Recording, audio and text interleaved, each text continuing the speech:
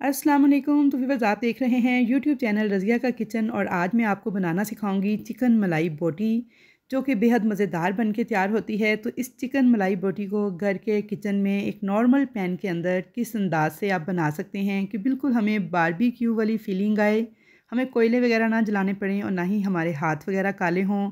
बहुत ही बेहतरीन मलाई बोटी हम घर पे तैयार कर लें, वो भी बहुत आसान तरीके से।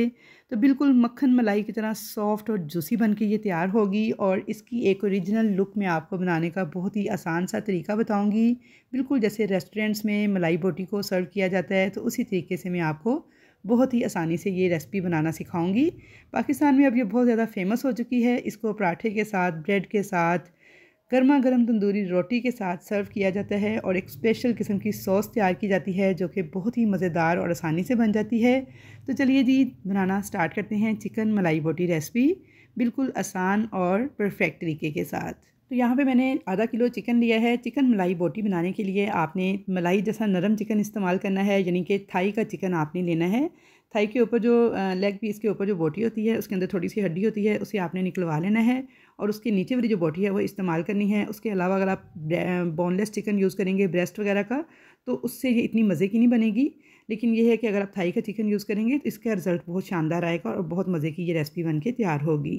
तो यहाँ पे आधा किलो चिकन के ऊपर मैंने 1 टेबल स्पून हरी मिर्च का पेस्ट डाल दिया है और 1 टेबल स्पून डाल दिया है लहसुन अदरक का पेस्ट। कुटी हुई काली मिर्च डाल दूँगी हाफ़ टी स्पून, नमक डाल दिया है 1 टीस्पून, धनिया भुना कुटा हुआ डाल दिया है 1 टेबल स्पून, ज़ीरा भुना कुटा हुआ डाल दिया है 1 टीस्पून, गरम मसाला पाउडर डाल दिया है हाफ़ टी स्पून, कच्चे पपीते का पाउडर या फिर कचरी पाउडर या फिर मीट टेंडराइज़र, जो भी आपके पास अवेलेबल हो आप डाल सकते हैं। मैंने हाफ़ टी स्पून यहाँ पे कचरी पाउडर डाला है जो कि गोश्त जलाने के काम आता है। अब मैं इसके ऊपर सिरका डाल दूँगी 2 टेबल स्पून, बिल्कुल बारीक चॉप किया हुआ हरा धनिया डाल दूँगी तकरीबन 2 से 3 टेबल स्पून, दही डाल दूँगी आधा कप और फ्रेश क्रीम डाल दूँगी आधा कप।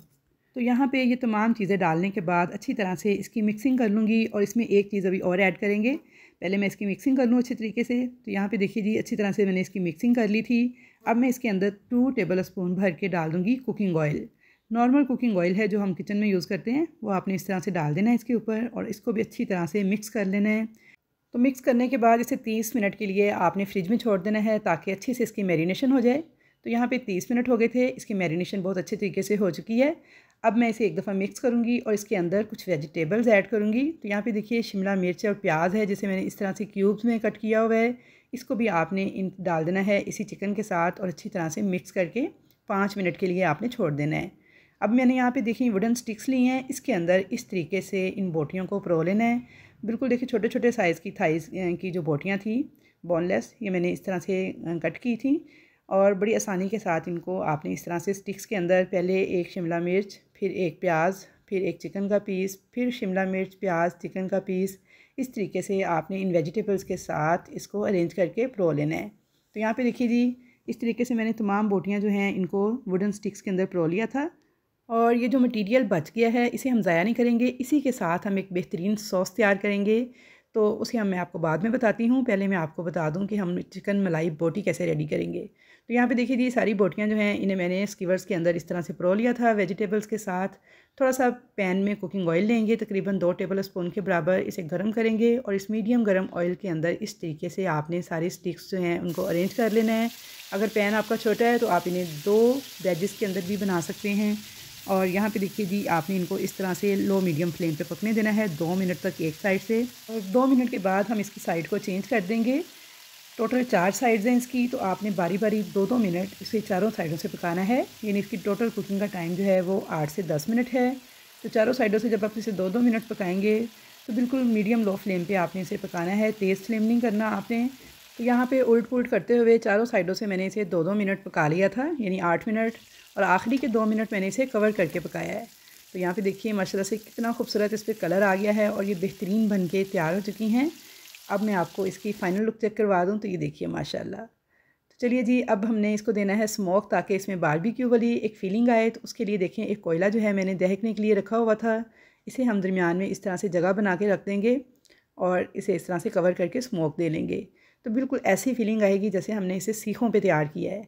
तो अब यहाँ पे एक पैन के अंदर 1 टेबल स्पून आप मक्खन या देसी घी ले लें, थोड़ा सा उसे गर्म करें और जो मटीरियल बच गया था उसे आप ऐड कर दें। तो बेहतरीन किस्म की ये सॉस बनके हमारी तैयार हो जाएगी, जो कि बेहद मज़ेदार लगती है। आप इसके साथ पराठा रोल तैयार कर सकते हैं, शवारमा ब्रेड के ऊपर लगाकर इसे सर्व कर सकते हैं, या फिर पराठे के साथ एज ए सॉस भी इसको सर्व कर सकते हैं। तो यहाँ पे मिक्स करते हुए इसे पका लेंगे। तो यहाँ पे देखिए जी, इसे 4 से 5 मिनट मैंने पका लिया था। अब इसके अंदर 2 टेबल स्पून डाल देंगे पिज़्ज़ा चीज़, मिक्स कर लेंगे अच्छी तरह से इसको। तो ये देखिए जी, हमारी मलाई बोटी की बेहतरीन सॉस जो है उसी के मटीरियल से हमने बना के कितनी आसानी के साथ तैयार कर ली है। तो यहाँ पे इसे हम एक प्याली में निकाल लेंगे। तो अब इस मलाई बोटी को अब चाहें तो ऐसे ही सर्व कर दें, तो ऐसे भी बेहद मज़ेदार लगती है खाने में। ये देख सकते हैं आप, बिल्कुल मक्खन मलाई की तरह नरम और जूसी बन के तैयार हुई है और बेहद टेस्टी है खाने में भी। अब आप इसे चाहें तो इस तरह से सर्व करें, या फिर इसे पराठे के साथ इस तरीके से सैलड लगा के और ये सॉस लगा के भी सर्व कर सकते हैं। तो आई होप व्यूअर्स कि आपको मेरी आज की ये रेसिपी ज़रूर पसंद आएगी। रेसिपी अगर पसंद आए तो वीडियो को लाइक शेयर कर दें, चैनल पर नए हैं तो सब्सक्राइब कर लें। तो इंशाल्लाह ताला मुलाकात होगी आपके साथ एक अच्छी और नई रेसिपी के साथ। तब तक के लिए अल्लाह हाफिज़।